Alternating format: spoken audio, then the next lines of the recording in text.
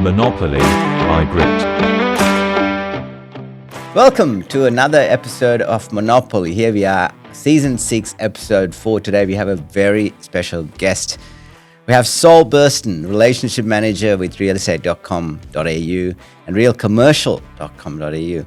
Saul, it's an absolute pleasure to have you in the program, sir.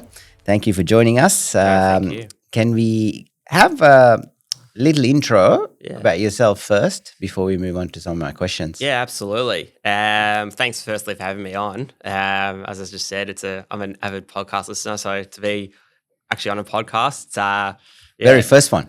This is my first time, on a podcast, so looking forward to listening to it back, see how I go. A little bit about me. I actually have worked previously in real estate at an agency in Caulfield, where I grew up. It was a short-lived experience, and then went back to uni, had a few other jobs, and then been at realestate.com now for about 3.5 years now. Been 4 years in November. Started off on the customer support team, which really gave me a great base and foundation for product and what our customers experience on a daily basis, and then made the shift over to the account management, relationship management team a few years ago now. So loving it. It's a great company to work for. How long has it been? How long? Yeah. It'll be 4 years in November. Nice. Yeah. Nice. Okay, cool. Yeah. So thanks for joining us. We use this episode to provide our customers out there, potential audience, and who's sort of interested in these sort of topics. Predominantly these people are savvy investors as well, who wants to get some info on the market insights and where the trends are, where you find the trends are. And so that's why we bring in experts like yourself to give us a bit of a... Thank you. Right. So let's start with the 2025 property market forecast. What does the data say about the price trends, demand and supply? Yeah. So one of RA's companies called PropTrack, you may have heard, and they release some pretty up-to-date data fairly frequently, and your investors can have a look at that on the news side of our website. We've got a news section with some industry insights, and there's the PropTrack team. There's some great insights onto what's happening in the national market, focusing on which areas are booming, which ones are which suburbs, I guess, increase at a higher rate than maybe the national median sale price increase. And look at yield growth as well. So we've released some data back in March where Rockhampton City in Queensland's a great area for growth for investors to look at. Mandurah in WA, where the percentage change year on year over exceeds the median price change year to year nationally. So whereas the gross rental yield as well, all above 5% as well, which is great for investors as well. Yeah. And what do you see in Victoria? Victoria, yeah. So, I mean, looking at some of the suburbs that have the highest monthly searches, you're looking at your Richmond, South Yarra, Hawthorn, these types of suburbs. They tend to get the most search results. Just given, I guess, they're more in the city. But there's a lot of growth corridors coming up now that we've seen. A lot of new developments being approved as well by the government, and what are those areas with the growth corridors? Growth, typically, out west, you see a lot of that. A lot of regional developments are going up in towns that typically are a bit quieter and previously had a lower density in terms of population. We're now seeing a lot more growth in those sort of markets. Yeah. Awesome. So during COVID, we saw a massive shift towards some of the regional parts of the state, and probably especially in Victoria, I'd say, and that sort of skyrocketed the prices around those areas. But what do you see? How's the buyer behavior now, regional versus metro? Like, does the buyer behavior has it shifted, or is it still the same? Urban and regional Australia, if you want a general comment on Yeah, that. no. So I think we've seen ever since COVID, there has been a large shift in buyer activity in the regional markets, not just in Victoria, but across Australia. I think we saw especially here in Victoria with, I guess during COVID, there was some harsher lockdown laws. Yep. In the metro pockets, so people did tend to try and get out and have a bit of a sea change or a tree change. Yeah. But yeah, no, those markets are still booming as well. I think with you look at, I guess, families now, young families want a bit of land, so it's also a lot easier to find larger parcels of land for cheaper prices in those regional towns. Yeah. So yeah, definitely we're still seeing a large amount of buyers looking to head out to the regional markets, regional towns. Yeah. So, I mean, being in a position you'd have access to seeing what features people are searching in some of these properties that they're looking for, like metro or regional or wherever. So what are the most searched property features in 24, 25, if you can tell us? Like, are there pools, offices, dual living? What's trending? Pools are for buyers, pools are number one. So you can break it down into buyers and then renters. So for buyers, it's definitely swimming pools. Seems to be the number one. Air conditioning and heating, another one. So if there's central aircon and heating there. For the rental side of things, furnished or pet friendly are the two big ones that we're seeing. Those are the keyword searches we're finding.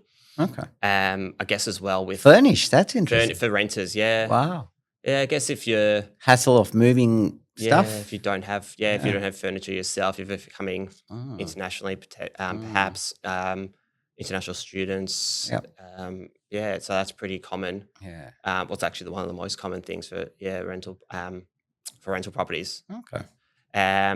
Also since COVID, we've seen quite a larger uptick in study as well. People selecting study as a property feature.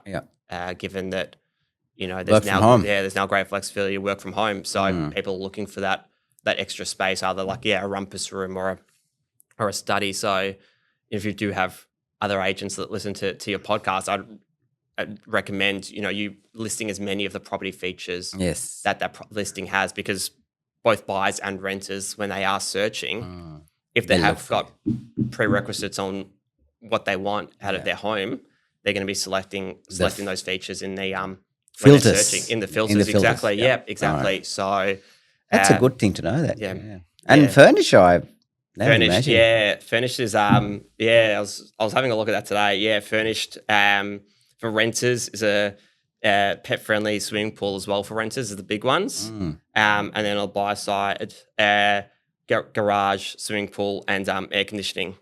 Oh, so those are the big three on the buyer side. So swimming pool for both, which is interesting facts here. Swim. Rental market heat map. Areas with the tightest vacancy rates and fastest rent growth. What can you tell us? Again, So I mean, refer back to the data that those that PropTrack have released. Earlier this year. As I said to you, Rockham City's got a gross rental yield of 6.5%, Mandurah's 5%, Geraldton in WA is sitting at 5.7%, Broome, WA as well, 5.6%, Broome, so a lot of these suburbs would be these regional markets. So it's not Melbourne City, Perth, Adelaide. It's just outside of these areas, where we are seeing the greatest rental yields. Wow.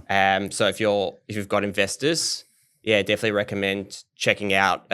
Every year we release the hottest 100 list of suburbs, and then within that, we then kind of narrow it down to what properties are again increasing at a higher percentage change than the overall national percentage change increase, and then which suburbs have the highest rental yield. So there's a few in there, and it's interesting that it's all quite regional.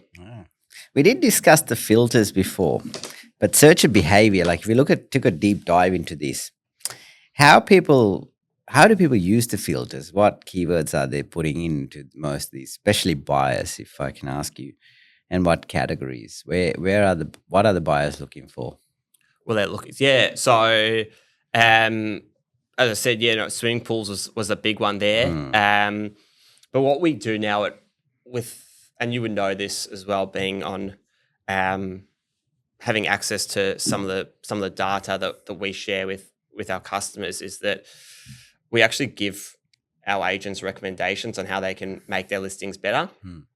And the number one thing that we always say is adding as many property features as you can. And what we've also started doing is using AI to analyze what one agent has written in the description or the copy of the listing. If there are keywords in there that haven't actually been listed as a property feature, we'll actually tell you to add those in because of how important it is. As I said to you, study, swimming pool, rumpus room, garage are the big ones for buyers. As I said, I mean, all of those features require bigger houses, bigger land as well. If you're getting a pool, if you're getting a garage. So again, that's what I mentioned earlier, that these regional markets are still really starting picking to blow up.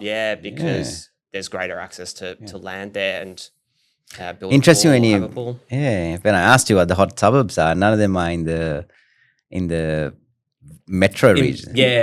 And none in Victoria as well, which is a bit of a shame for us. But also it's a great opportunity for investors in Victoria to, I guess, diversify their assets a little bit, to have a look at some other markets outside of the state. I think it also creates an opportunity in Victoria because when the demand is not so high, you can get something for a much cheaper price than what they are as well. Because a lot of people are finding that are talking to us who are also shopping around that they're finding in Victoria similar properties are much cheaper. But I think I think you probably share the same thought that Victoria and Melbourne are just it's a matter of time. It's a matter of time before they kickstart, I think. Yeah, interesting. I know that what's the median house price in Victoria currently now? I think seven was fifth in the country. Was fifth. So now 790,000. Yeah. 770, I think it was 770, last time I checked it. Yeah, New South Wales is 980. 980. So so it's crazy. Yeah. Considering it's the second sort of, what is our metro is the highest populated now. Yeah. If you look at the two metro areas, Melbourne's more populated than Sydney now. So there's a clear shortage of housing in this area. So it's just a matter of time. The vacancy rate's 1.4%, I think, in Victoria. So there is a lot of opportunities there for us to. It has all the right factors to really boost and really have a a boom happening. I think it's a matter of time. And hopefully that's the scenario. So you did mention AI and property search. How does real estate REA is using tech to personalize the property journey? Yeah. So what I'd also encourage all of your listeners to do is, if they haven't already, to claim their property using the REA app, the realestate.com.au app, through their My REA account. What you can do is you can claim the property that you own or the properties you own. What we're actually doing now is you can now use AI to restyle your home. So using the photos that are already from previous listings, you can now select different styles. Nice.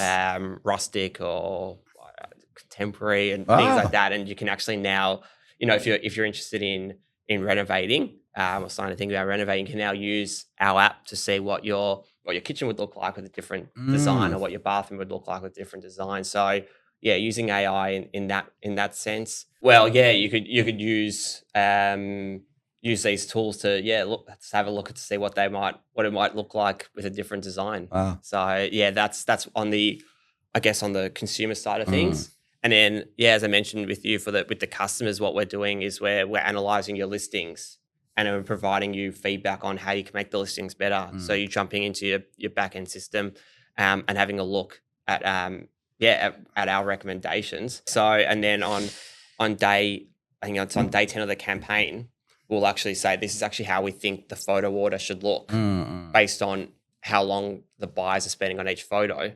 And then on day 14 of the listing being live, we'll actually then just reorder the photo order for you automatically. So we've really embraced AI at REA. Very high tech. It is,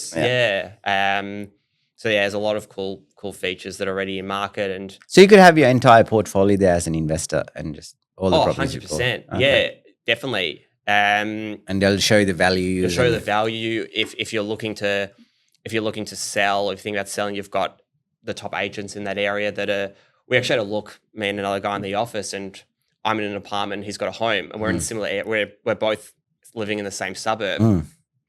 And when it gave us recommendations on agents, it actually gave us different recommendations because mine were more centered around agents who are selling apartments, whilst his were looking at. So again, another great use of AI. But if you are an investor, definitely use that app to have your whole portfolio there.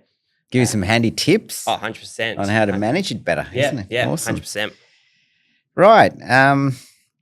Using REA data for better investment decisions. You just mentioned this, but can investors tap into REA's analytics? Well, so first and foremost, claiming all of your properties using the app, and then just staying on top of the insights that we. So you do provide a lot of data, and you can subscribe as well. So they'll send out newsletters, and you'll stay on top of all the data coming out of PropTrack, and then that it gets written up by our in-house journalists or freelancers as well. So there's a lot of work news you can and do. knowledge, and that you can stay on top of as a buyer, as a renter, as an investor, that we don't charge for. So it's a great. I think it's a good thing that we are mentioning this today, because I think your website, while a lot of people are using it for searching stuff, I don't think they're using it enough to being educated and seeing where the trends are and realizing that there's real data in there, real-time data, and it's a really good source of truth. Yeah, I'm not sure how much traffic the news section of the site gets, but it's probably not as high as the buying, searching, renting, and it should be, especially if you are an investor or potentially even a first home buyer wanting to kind of educate yourself on the process of buying a home. It's a good one-stop shop, isn't it? It's all there. Yeah, exactly. So how does REA support sellers, agents, and developers today? Yes. Maybe we've got a whole heap of different products. I guess it's sellers and agents alike. You think about the two that go hand in hand, about providing listings that are always going to be front of mind for the buyers. We've got a whole heap of new products that are coming out. We've got a social media and product called, it's not just a social media product. You can re-advertise your listing on Facebook, Instagram, but then it goes out to a whole suite of other websites as well. So that's called Audience Maximizer. And that's, a buyer's looked at your listing or another similar listing in the area. Yeah. They've logged out of their app. They've jumped onto news.com.au to catch up on the daily news, or they've gone on Instagram to doom scroll, and your listing pops up. So the sellers' listings are always going to stay front of mind to these buyers. Yes. So a few additional tools as well. We send out e-brochures, the notifications that come through the app as well. If you're a buyer that's looked in, if you set up a safe search alert. So there's a lot of features, their brand, but also to promote their clients' listings and to help their sellers sell a lot faster.